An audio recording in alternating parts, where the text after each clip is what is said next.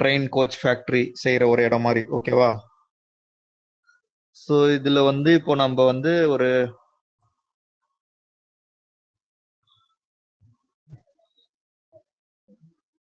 Welding quality test பார்க்க போறோம். அதுல வந்து என்ன பார்ட்ல பார்க்க போறோம்னா, இத போகின்னு சொல்லுவாங்க. ஹலோ, ஓகேவா? ஸோ இது வந்து போகி. ஸோ இதுதான் வந்து போகி.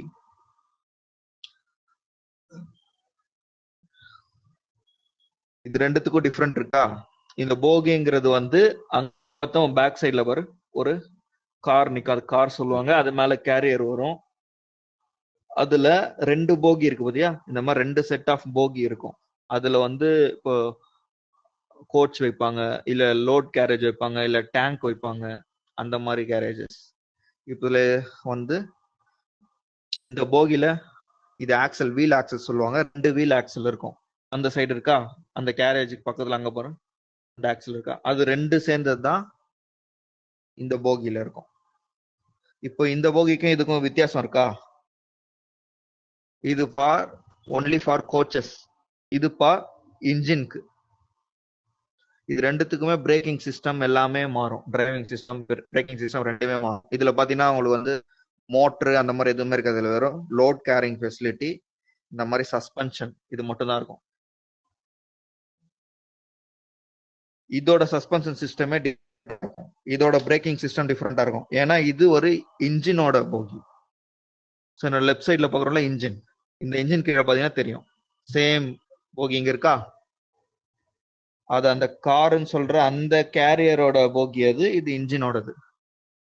ரெண்டோட மெக்கானிசம் டிஃபர் ஆகும். இதோட லோட் கேரிங் கெப்பாசிட்டி எல்லாமே டிஃபர் ஆகும். சஸ்பென்ஷன் சிஸ்டம் டிஃபர் ஆகும். ஸோ இப்போ இதுல என்னன்னா different types of weddings use பண்ணுவாங்க இந்த பார்ட்ஸ்ல. இப்போ இந்த போகில இந்த வீலுக்கு மேல இருக்கு பாத்தீங்களா, இந்த ஃபர்ஸ்ட் ஆக்சலுக்கு மேல இந்த பார்ட். ஓகேவா? புரியுதா? இப்போ இந்த பார்ட் மேல லோட் ஆக்ட் ஆகுறப்போ இந்த வெல்டிங்ல ஏதாச்சும் கிராக்ஸ் அந்த மாதிரி வரலாம். ஸோ விசிபிளா கிராக்ஸ் வரப்போதான் கண்டுபிடிக்க முடியுங்கிறது கிடையாது. ஒரு ஃபெயிலியர் நடக்குது, இந்த ஆக்சல் வந்து உடையுது அப்படின்னா இதுக்கு முன்னாடியே இந்த மாதிரி குவாலிட்டி செக் நிறைய பண்ணுவாங்க பீரியாடிக்கலா. அந்த பீரியாடிக்கல் குவாலிட்டி செக்ல இந்த மாதிரியான வெல்டிங் பார்ட்ஸை ஸ்ட்ராங்கா இருக்கான்னு பார்க்கலாம் இந்த டெஸ்டர்ஸ் வச்சு. இதுல வந்து 2 டைப்ஸ் ஆஃப் டெஸ்ட் இருக்கு. ஒன்னு நான் டெஸ்ட்ரக்டிவ், இன்னொன்னு டெஸ்ட்ரக்டிவ். இப்போ இந்த லேப்ல நம்ம என்ன பார்க்க போறோம், ஒரு நான் டெஸ்ட்ரக்டிவ் டெஸ்ட்ல ஒன் டைப், அது வந்து டை பெனட்ரன்ட் டெஸ்ட்னு சொல்லுவாங்க. ஸோ அதோட இப்போ ட்ரைனிங் செஷன் இப்போ விஆர்ல நம்ம பார்க்கலாம். ஓகேவா? ஸோ இப்போ வந்து செஷன் 2க்கு போறோம்.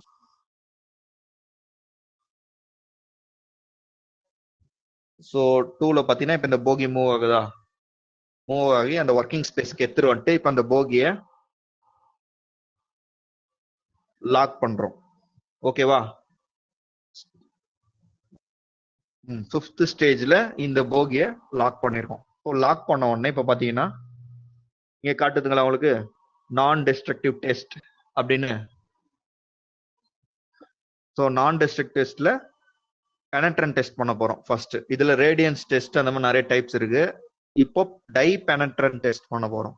எந்த பார்ட்ல பண்ண போறோம்னா இந்த போகில பண்ண போறோம். ஓகேவா? இப்போ நெக்ஸ்ட் ஸ்டேஜ் 7th ஸ்டேஜ்ல பாத்தீங்கன்னா இது இந்த பாக்ஸ் இருக்குல்ல, இது என்னன்னு பாத்தீங்கன்னா உங்களுக்கு கிட்டு, டிபிடி கிட் சொல்லுவாங்க. இந்த டிபிடி கிட் பாக்ஸ்ல என்னென்ன இருக்கும்னா டை பெனட்ரன்ட் டெஸ்ட் கிட் டிபிடினா இதுல கிளீனர் இருக்கு. இந்த கண்டெய்னர் இருக்கா, கேஸ் கண்டெய்னர் மாதிரி, அது எல்லாமே கெமிக்கல்ஸ். இது அந்த மெரூன் கலர் இருக்கிறது பெனட்ரன்ட், இந்த ஒயிட் கலர் இருக்கிறது டெவலப்பர். அப்புறம் ஒரு ஸ்பாஞ்ச் இருக்கு. இப்போ ஃபர்ஸ்ட் என்ன பண்ணோம்னா இங்க பாருங்க, use cleaner to remove dust in test surface. இப்போ இதுதான் நம்மளோட டெஸ்ட் சர்ஃபேஸ். ஓகேவா? இந்த டெஸ்ட் சர்ஃபேஸ்ல ஃபர்ஸ்ட் இப்போ கிளீனர் அப்ளை பண்ணணும். இப்போ பாத்தீங்கன்னா கிளீனர் அப்ளை பண்ணிக்கணும். Cleaner to remove dust in test surface.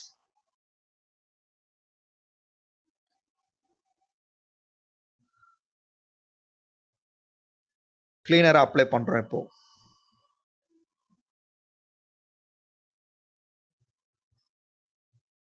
Cleaner apply பண்ணி முடிச்சாச்சு. இப்போ ஸ்பாஞ்ச் கலெக்ட் பண்ணணும்.